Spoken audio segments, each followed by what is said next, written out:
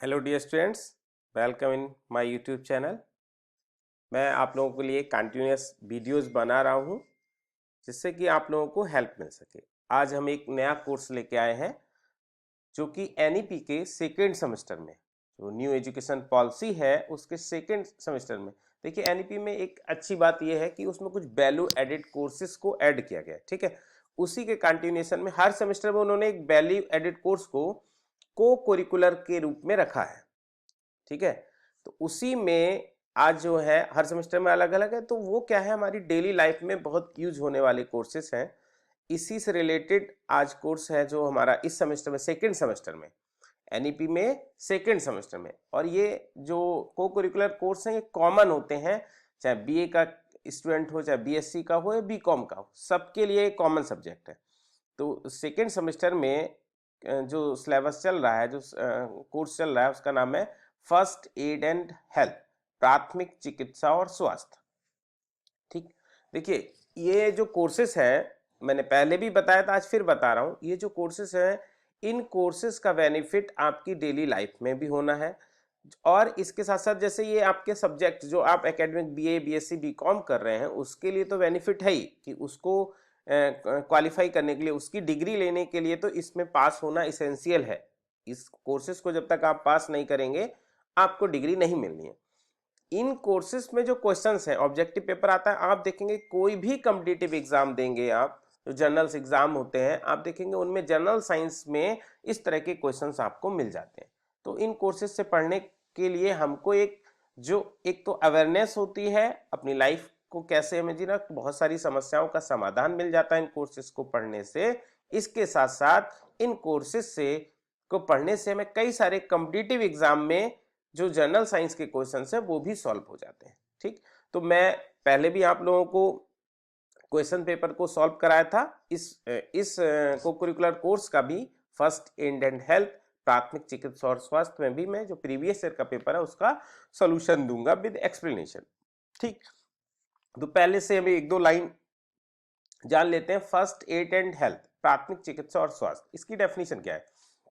देखिए, प्राथमिक चिकित्सा और स्वास्थ्य है क्या। फर्स्ट एड एंड हेल्थ मतलब कभी भी कोई भी इमरजेंसी कंडीशन में कि कोई भी व्यक्ति इंजर्ड हो जाता है या वो कोई बीमारी हो जाती है, तो उस कंडीशन में जब तक वो हॉस्पिटल नहीं पहुंच जाए या किसी डॉक्टर के पास नहीं पहुंच जाए, तब तक एक अनएक्सपर्ट व्यक्ति के द्वारा, यानी जो डॉक्टर नहीं है उसके द्वारा उसकी जो केयर किया जाता है, जो उसको मेडिसिन या केयर दी जाती है, वो सब कहलाता है, हमारा आता है फर्स्ट एड एंड हेल्थ।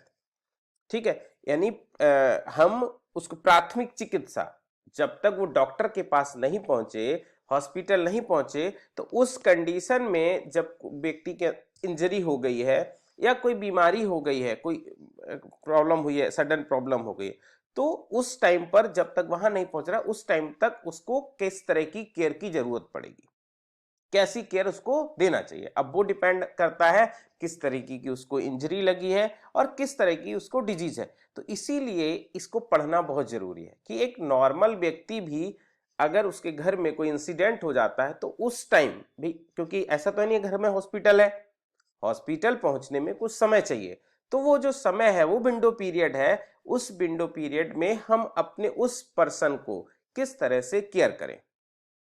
तो अगर हम इस कोर्स को अच्छे से पढ़ लेंगे तो हमको इसमें बहुत सारी मदद मिलने वाली है कि कब अगर किसी को, भाई कुछ प्रॉब्लम्स होती हैं, जो सडन हार्ट अटैक हो गया, किसी को माइनर हार्ट अटैक आ गया, किसी को कट लग गया, बहुत तेज, बहुत ज्यादा ब्लीडिंग हो रही है, तो उन कंडीशंस में उसको किस तरीके की केयर की जरूरत है, ये मुझे लगता है हर किसी को जानना चाहिए। ये हर किसी के लिए बहुत ही इंपॉर्टेंट विषय है। जरूरी नहीं कोई पढ़ रहा है, अगर कोई पढ़ाई नहीं भी कर रहा है तब भी उसको ये जानकारी होनी चाहिए। ये कॉमन नॉलेज है जो हर किसी व्यक्ति के पास होना चाहिए।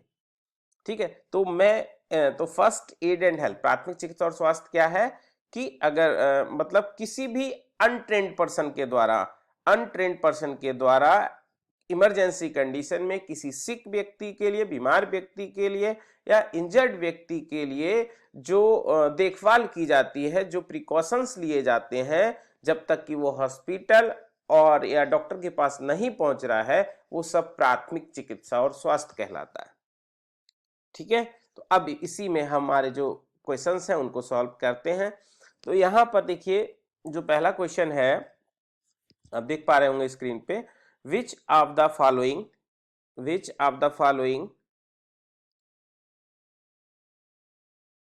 ठीक, which of the following has not been classified as a sexual disorder. ठीक है, निम्नलिखित में से किसको यौन विकार के रूप में वर्गीकृत नहीं किया गया। ठीक, तो ये कई सारी डिजीजेज होती हैं सेक्सुअल डिसऑर्डर। ठीक है, ये जो सेक्सुअल डिसऑर्डर होते हैं, ये इसमें भी कुछ ऐसे होते हैं, देखिए सेक्सुअल डिसऑर्डर यानी जो कि हमारे सेक्स रिलेटेड है, वो सारे सेक्सुअल डिसऑर्डर्स होते हैं।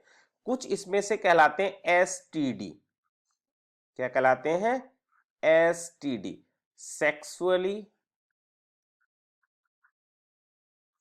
ट्रांसमिटेड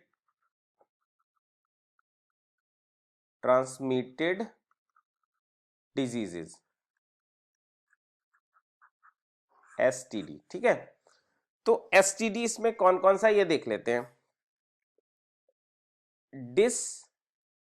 डिस्पेरियूनिया, देखिए डिस वर्ड जहां भी लगा होता है, अगर हम साइंस के टर्म में देखेंगे, जहां डिस वर्ड लगा होता है, डिस का मतलब पेन से रिलेटेड होता है। डिस का मतलब क्या होता है?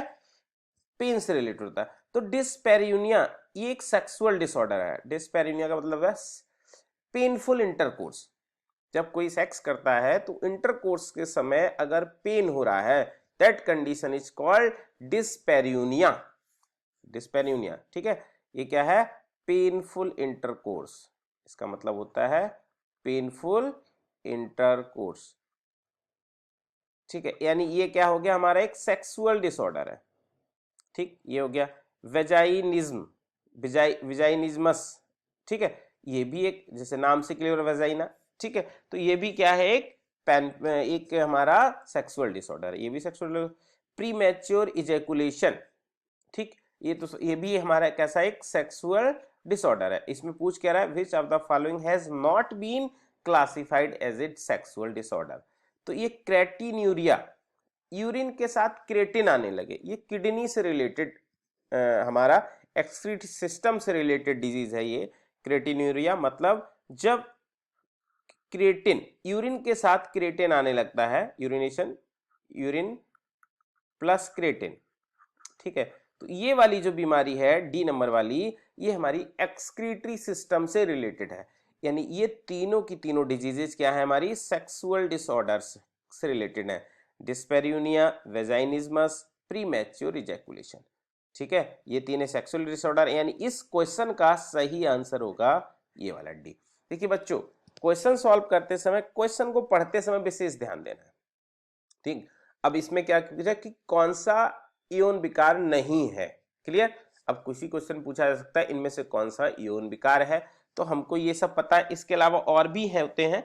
ठीक है, तो क्रेटिन्यूरिया हमारा क्या है? इसमें प्रोटीन की मेटाबॉलिज्म बढ़ जाता है, प्रोटीन मेटाबॉलिज्म बढ़ जाता है, जिससे क्या होता है? यूरिन के साथ क्रेटिनिन आने लगता है। प्रोटीन मेटाबॉलिज्म बढ़ जाता है जिसके साथ यूरिन के साथ क्रेटिनिन आने लगता है। ठीक है, ये हो गया। नेक्स्ट क्वेश्चन है 5, ADHD यूजुअली फर्स्ट डायग्नोस्ड इन। ADHD आमतौर पर सबसे पहले निदान किया जाता है। ठीक है, किसमें पहले उसका पता चलता है? ठीक, infancy, childhood, adulthood, old age. ठीक, तो ADHD देखिए कई बार फुल फॉर्म भी पूछा था, तो ADHD का पहले तो हमको फुल फॉर्म पता होना चाहिए। AD, A for attention deficit, hyper activity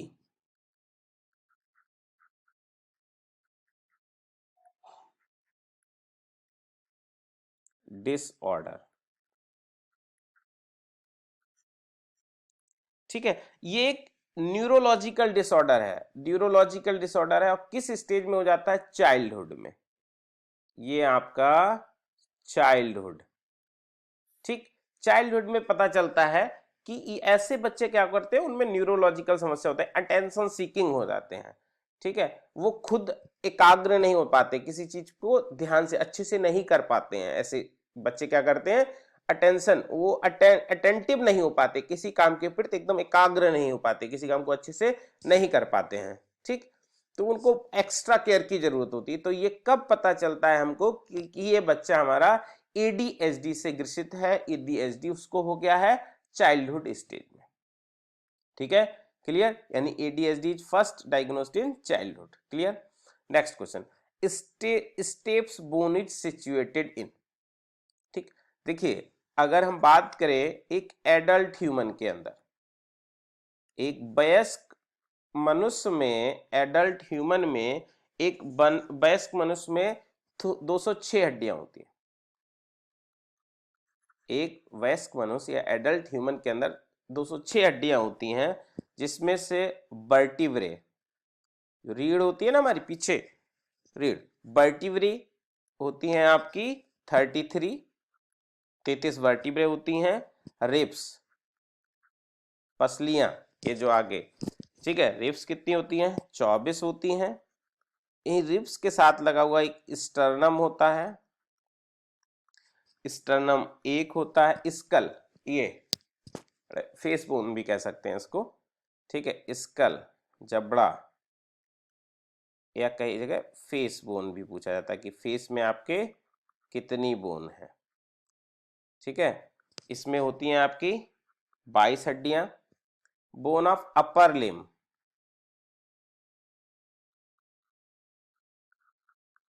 upper limbs, ठीक है, ये हैंड्स में, दोनों हैंड्स पे मिलाकर कितनी हड्डियां होती हैं आपकी, 64 हड्डियां होती हैं। ठीक है, और लोअर लिम्स, पैरों में आपकी 62 हड्डियां होती हैं। बच्चों में हड्डियां ज्यादा होती हैं। ठीक है, तो ये होती हैं। अब बात आती है, इन्होंने पूछा स्टेप्स बोन इज सिचुएटेड, तो ये प्रेजेंट होती है कान में। ठीक है, जो ईयर होता है इसमें 3 बोन्स पाई जाती है, मिस, मैलियस, जो कान होता है, ईयर होता है, इसके अंदर 3 बोन्स पाई जाती है। मिस, याद करने का कोड है, miss, malleus, incus, steps, Méliès, incus, steps, miss, ये 3 बोन्स कान में पाई जाती हैं। जो इसमें स्टेप्स है, स्टेप्स के बारे में एक बात और कहा जाती है, इसको स्मॉलेस्ट बोन कहा जाता है। स्टेप्स को कहा जाता है बच्चों, स्मॉलेस्ट बोन, सबसे छोटी हड्डी है। तो ये क्वेश्चन अलग तरीके से भी पूछा जा सकता है कि हमारे शरीर में पाई जाने वाली सबसे छोटी हड्डी का नाम बताओ, तो कौन सी हो जाएगी, स्टेपीज। ठीक, या आप पूछ सकता है हमारे शरीर की सबसे छोटी हड्डी हमारे शरीर के किस भाग में पाई जाती है, तो कान में। देखिए एक ही क्वेश्चन को घुमा फिरा के, आंसर एक ही है, उसको घुमा फिरा के किसी भी तरीके से पूछ सकता है, हमको पता होना चाहिए। यहाँ स्टेप्स पूछ लिया है, कल को दूसरी हड्डी पूछ सकता है कि मेलियस कहाँ पाई जाती है, इनकस कहाँ पाई जाती है, स्टेप्स कहाँ पाई जाती है। तो कान में पाई जाने वाली हड्डियां 3 हैं, नाम है miss, Méliès, incus, steps. Steps आपकी स्मॉलेस्ट बोन होती है, सबसे छोटी हड्डी होती है। टोटल हड्डियां ह्यूमन के अंदर होती हैं 206। वर्टिब्रा, रीढ़ की हड्डी में पाई जाती हैं 33। रिब्स, ये पसलियां 24। स्टर्नम 1। स्कल या फेस बोन, जबड़े में हमारे 22। अब बोन ऑफ अपर लिम, ये हाथों में सारी हड्डियां, इसमें हमारा ये सब फिंगर विंगर सबके मिला के कितनी है, 64। और लोअर लिम, पैरों की सारी हड्डियां हैं 62। ठीक, तो ये सारी हड्डियों के बारे में बात हो गई। Next, which is the best definition of hurry cases. Hurry मतलब जल्दी, कि ऐसे केसेस जिसमें एक व्यक्ति को एकदम जरूरत पड़ जाए, केयर की एक साथ जरूरत पड़ रही है। ठीक है, तो any condition that threatens a victim life. तो अगर हरी केस की डेफिनेशन जानना चाहें, हरी केसेस क्या है, तो ऐसी कंडीशन जिसमें किसी भी विक्टिम, जो पेशेंट है, उसकी लाइफ खतरे में पड़ जाए, तो वो क्या कहलाता है, हरी केसेस कहलाते हैं। ठीक है, what is the best definition of the hurry cases, तो any condition that threatens a victim life, किसी भी स्थिति में जिसमें पीड़ित को जान का खतरा हो, वो क्या कहलाता है, हरी केसेस कहलाता है। ठीक है, तो हरी केसेस में कुछ मेजर 5 हरी केसेस में 5 जो मेजर वो आते हैं उसमें 5 हैं। नंबर 1